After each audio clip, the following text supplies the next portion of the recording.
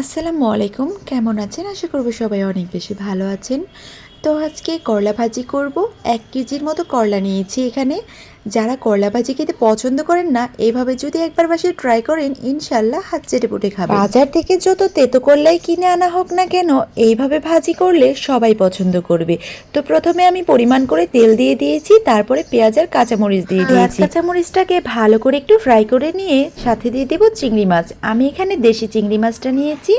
আপনারা চাইলে বড় চিংড়িও নিতে পারেন, তবে বড় চিংড়ি নিলে একটুখানি ছোট ছোট করে কেটে দেবেন, তাহলে না খেতে বেশি মজা লাগে। এবার এখানে 2 টিস্পুনের মতো সিক্রেট মশলা দিয়ে দিয়েছি। সিক্রেট মশলাটা অবশ্যই আমার চ্যানেলে পেয়ে যাবেন। দেন এখানে দিয়ে দেবো লবণ। এবার চিংড়ি মাছ আর মশলা ভালো করে কষিয়ে নিতে হবে, আর অবশ্যই চুলা রাসটা লোতে রাখতে হবে। যেহেতু পানি অ্যাড করব না, তো নিচে লেগে যাওয়ার সম্ভাবনা থাকবে।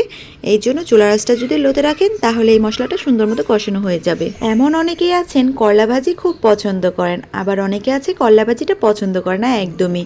তো যারা করলা ভাজি পছন্দ করেন তারা এভাবে একবার খেলে তো আর কোনো খাবারই প্লেটে তুলবেন না। কিন্তু যারা করলা ভাজিটা পছন্দ করেন না, তারা যদি একবার খান তারা করলা ভাজির ফ্যান হয়ে যাবেন। তো আপনার বাসায় যদি এমন কোনো পার্সন থাকে যারা করলা ভাজিটা একদমই পছন্দ করে না, তাদেরকে এইভাবে একবার রান্না করে দিবেন, ইনশাল্লাহ তারা হাত চেটেপুটে খাবে। মশলা কষানো হয়ে গেলে করলা দিয়ে দিতে হবে, আর করলা দিয়ে অবশ্যই চুলা রাসটা হাই হিটে করে দিতে হবে। করলা ভাজির কালারটা যদি এরকমই সবুজ রাখতে চান তাহলে অবশ্যই চুলা রাসটা হাই হিটে রেখে তাড়াতাড়ি চুলা থেকে করলা ভাজিটা করে নামিয়ে ফেলতে হবে। করলা ভাজি যত সময় নিয়ে করবেন তত কিন্তু তেতো হয়ে যাবে, আর এটার কালারটাও নষ্ট হয়ে যাবে।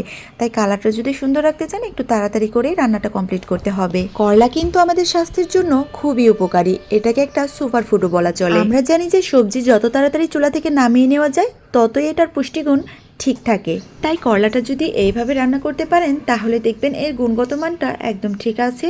তো বাসায় একবার এভাবে ট্রাই করে দেখবেন, আশা করবো সবারই খুবই ভালো লাগবে। অনেক ছোট বাচ্চা আছে যারা করলা খেতে একদমই পছন্দ করে না, তাই চিংড়ি মাছ যখন আপনি করলার মধ্যে দিয়ে দেবেন, দেখবেন যে চিংড়ি মাছের জন্য হলেও করলা ভাজিটা তারা একবার হলেও খাবে।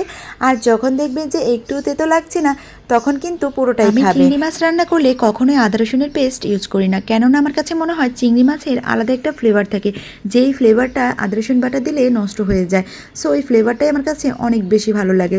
আপনারা যদি চিংড়ি মাছে আদা রসুনের পেস্ট ইউজ করেন তাহলে এখানে একটুখানি দিতে পারেন, কোনো সমস্যা নেই। কথা বলতে বলতে আমার করলা ভাজিটা কিন্তু রান্না করা হয়ে গেছে। এবার গরম কড়াইয়ের মধ্যে কিন্তু এই করলা ভাজিটাকে রেখে দেওয়া যাবে না, অন্য একটা বোলের মধ্যে সার্ভ করে নিতে হবে। যদি এখানে রেখে দেন তাহলে কিন্তু করলা ভাজির কালার প্লাস টেস্টটা নষ্ট হয়ে যাবে। সো এটাকে আমি আলাদাভাবে বেড়ে নেব এবং এটাকে খাবারের জন্য পরিবেশন করে দেব। গরম ভাতের সাথে গরম গরম করলা ভাজি খেয়ে দেখবেন অনেক মজা, আর এটা দেওয়ার সাথে সাথেই কিন্তু শেষ হয়ে যাবে। সো ভালো থাকবেন সবাই, আসসালামু আলাইকুম।